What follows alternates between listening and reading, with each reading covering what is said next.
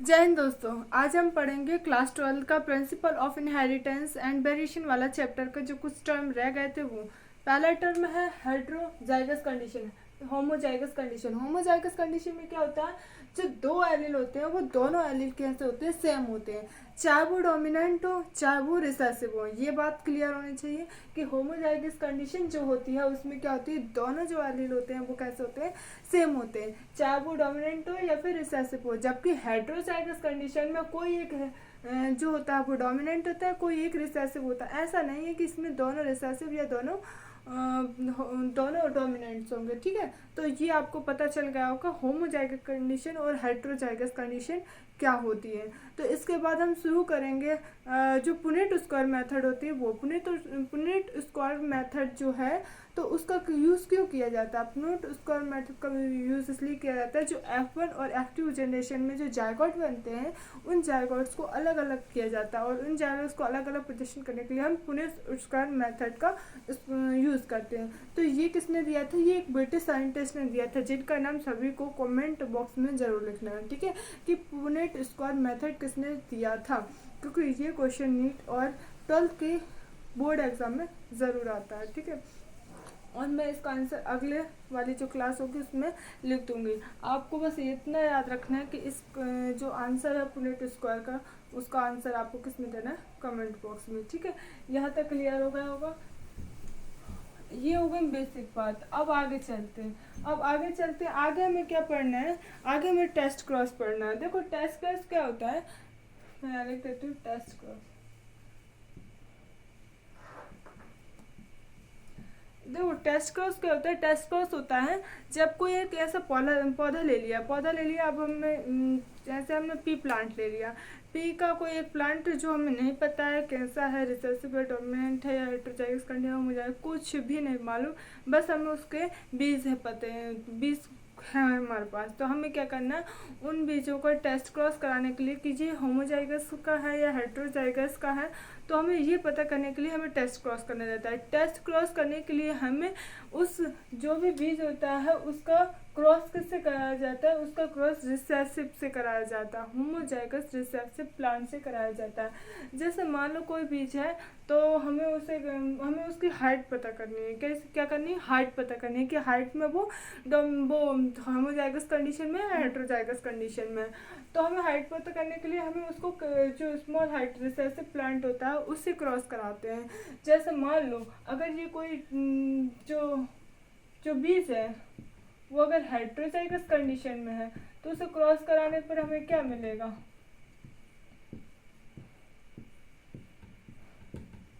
यहाँ capital T small T, small T small T, और यहाँ भी क्या, स्मॉल टी स्मॉल टी, और यहाँ capital T small T, small T small T.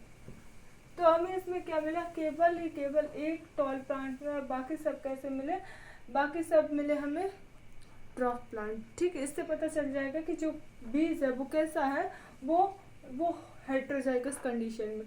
अगर यही बीज होमोजाइगस कंडीशन में हो, अगर ऐसा हो तो हमें पता चल जाएगा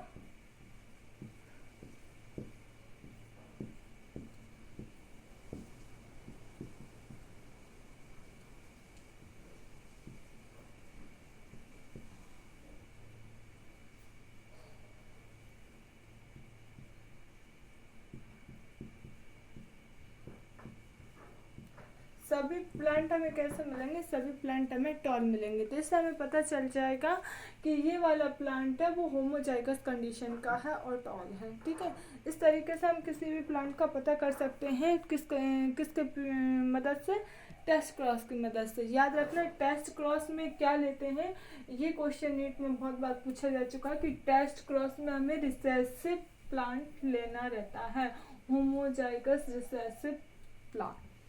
ठीक है, अब इसके बाद आते हैं law of inheritance. Law of inheritance, law of inheritance के दो टर्म है, एक law of dominance and law of segregation, yes, law of dominance और लॉ ऑफ सेग्रीगेशन। तो प्रिंसिपल क्या कहता है लॉ ऑफ इनहेरिटेंस का, कि जो चीज़ें हैं वो डोमिनेंट लॉ, इसमें दो टर्म आते हैं, पहला लॉ ऑफ डोमिनेंट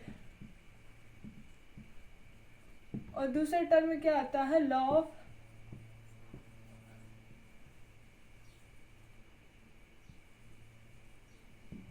सेग्रीगेशन।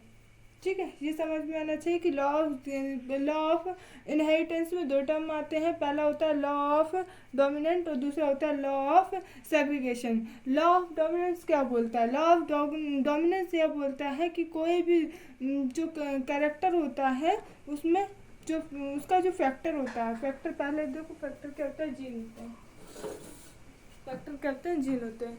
तो क्या पता नहीं था पहले तो जीन का, तो उन्होंने फैक्टर नाम दिया था। ये भी याद होना चाहिए कि जीनों ने फैक्टर बोला था मेंडल ने। ठीक है, मेंडल ने जो कारक एक जगह से दूसरी जगह ट्रांसफ़र होते हैं उन्हें क्या बोला था, फैक्टर बोला था। ये वाला क्वेश्चन भी पूछा जाता है, तो आपको याद रखना है जो फैक्टर होते हैं क्या करते हैं। जैसे डोमिनेंट में आपको पता चल रहा है क्या चीज़ डोमिनेंट करती है, जो अच्छा दिखता है ये फैक्टर होता है, तो वो क्या करता है, डोमिनेंट करता है। ठीक है, तो factor occur pair character of control why degrade decrease unit called factors.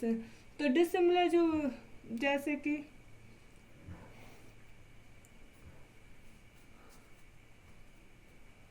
Test,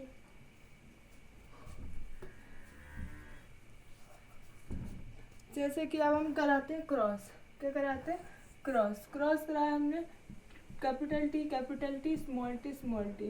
अब आपको पता है इससे क्या बनेंगे, पहले इसका आएगा, फिर इसका, इसके साथ ही होगा। ठीक है, फिर इसका इसके साथ होगा, इसका इसके साथ होगा। ठीक है, T small T small T बनेंगे। तो सभी प्लांट क्या होंगे, पहले तो डोमिनेंट फैक्टर क्या होगा, इसमें टॉल होगा, डोमिनेंट कर जाएगा और सभी प्लांट कैसे होंगे, टॉल होंगे। यहाँ हमने एक टॉल प्लांट लिया जो होमोजाइगस टॉल है और एक ड्रॉप प्लांट लिया जो होमोजाइगस ड्रॉप है। अगर इनका क्रॉस कराया तो हमें फिनोटाइप रेशो में क्या मिला, हमें फिनोटाइप रेशो में मिला कि सभी जो प्लांट है वो कैसे हैं, टॉल है। ठीक है, अब ये पता चल रहा है हमें सभी प्लांट टॉल है। अब हमने किसी दो को लिया जो हेट्रोजाइगस में थे,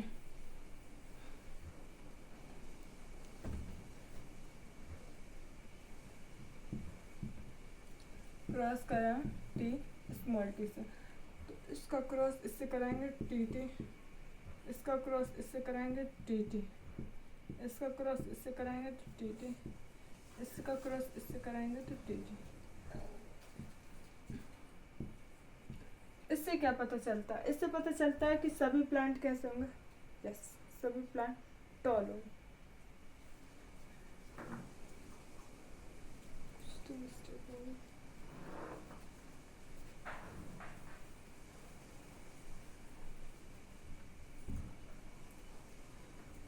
पुनेट उसको ऐसे करते हैं,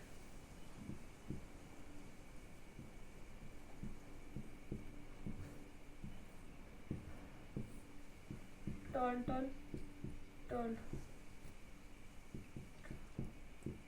अब आया ना सही, इसलिए पुनेट स्क्वायर दिया था।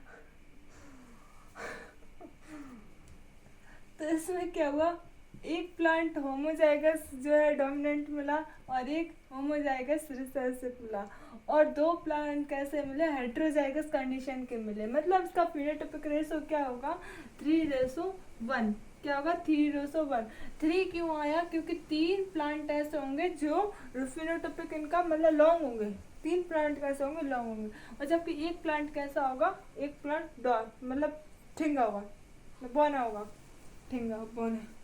ठीक है, तो एक प्लांट कैसा होगा, बौना होगा। ये है डोमिनेंट फैक्टर, इसे बोलते हैं लॉ ऑफ डोमिनेंट का डोमिनेंट फैक्टर। ठीक है, अब आती है दूसरी वाली कंडीशन। दूसरी वाली कंडीशन क्या है, लॉ ऑफ सेग्रीगेशन। क्या है, लॉ ऑफ सेग्रीगेशन।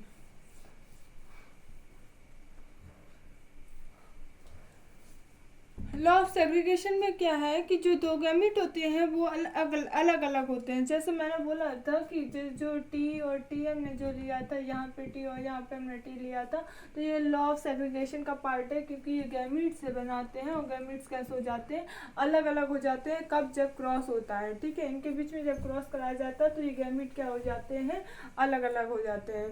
तो मुझे लगता है यहाँ तक जो पार्ट है वो तुम्हें समझ आ गया होगा। अब आता है इनकम्प्लीट डोमिनेंस। तो इनकम्प्लीट डोमिनेंस क्या होता है, जैसे कि हमने एक प्लांट लिया जिसका फ्लावर कैसा है, रेड है, और एक प्लांट लिया जिसका फ्लावर कैसा है, वाइट है।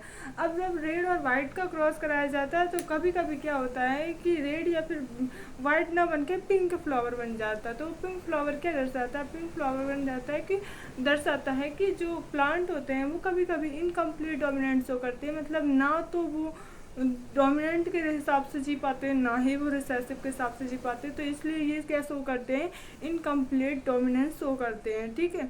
अब इसका क्रॉस मैं आगे बताऊंगी, आप वीडियो कर वो थंबनेल या फिर क्या ही बोल रहे वो कमेंट करके बता देना कि मुझे आगे बताना है, ठीक है। तो thank you so much for watching this video. तो लाइक करें, सब्सक्राइब करें और शेयर कर दें, ठीक है। Thank you so much.